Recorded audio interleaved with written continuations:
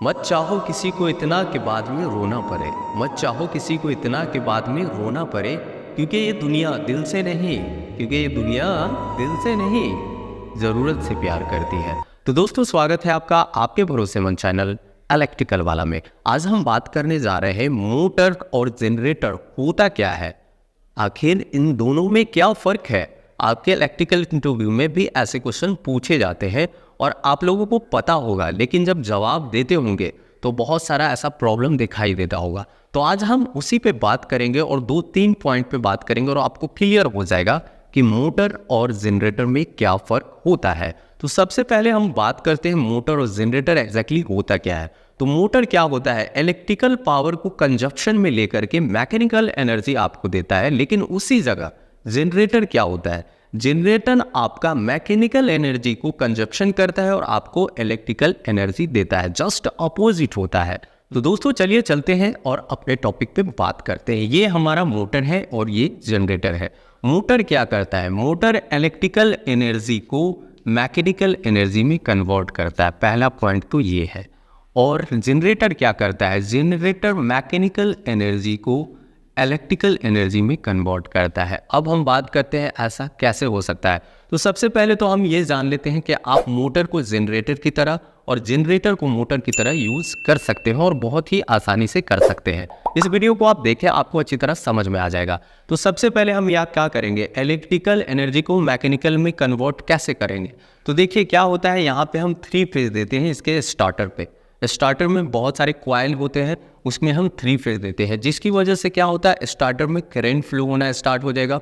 और जब भी करंट फ्लो होगा तो वहाँ पे कॉइल टर्न में है, एक फील्ड बन जाएगा। और मैग्नेटिक फील्ड जब बन जाएगा तो इसके अंदर एक रोटर है जो इस पुली से जुड़ा हुआ है। तो इस रोटर पे भी कॉइल है, जिसकी वजह से मैग्नेट क्या करेगा, इस कॉइल को लिंक करेगा और इसमें ईएमएफ इंड्यूस्ड हो जाएगा। और जब भी ईएमएफ इंड्यूस हो गया, यानी कि वोल्टेज जब वहाँ पे आ गया, तो ये जो इसका दोनों कॉइल जो होता है वो शॉर्ट होता है, जिसकी वजह से उसमें करंट फ्लो होना स्टार्ट हो जाएगा। और जब भी इसमें करंट फ्लो होगा तो क्या होगा, ये पुल्ली आपका नाचना शुरू हो जाएगा। तो हमने क्या किया, इलेक्ट्रिकल दिया और ये घूमना स्टार्ट हो गया। तो ये जो घूम रहा है वही तो मैकेनिकल है।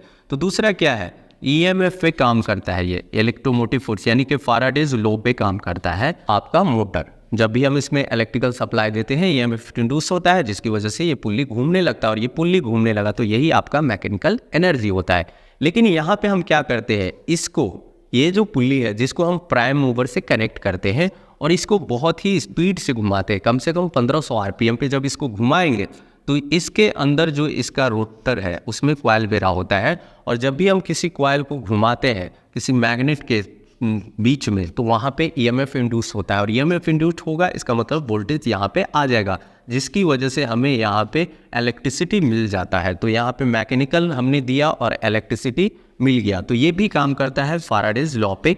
जो फैराडेज लॉ क्या होता है वो आप लोगों को पता ही होगा, नहीं पता होगा तो हम दूसरे वीडियो में आप लोगों को बता देंगे।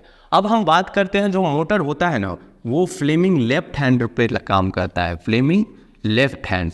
और जो जनरेटर होता है वो फ्लेमिंग राइट हैंड पे काम करता है। Fleming left hand and right hand होता क्या है, तो फ्लेमिंग एक साइंटिस्ट थे जिसने ये बताया था कि करंट जाएगा तो किस डायरेक्शन में पुल्ली है वो घूमेगा। तो कुछ इस तरह की बातें उन्होंने बताई थी। आई होप मेरे वीडियो से आप लोगों को जानकारी मिल गई होगी कि मोटर और जनरेटर में क्या फ़र्क होता है। तो मिलते हैं आपसे अगले वीडियो में अगले बहुत सारे टॉपिक के साथ। तब तक के लिए बाय बाय, टेक केयर।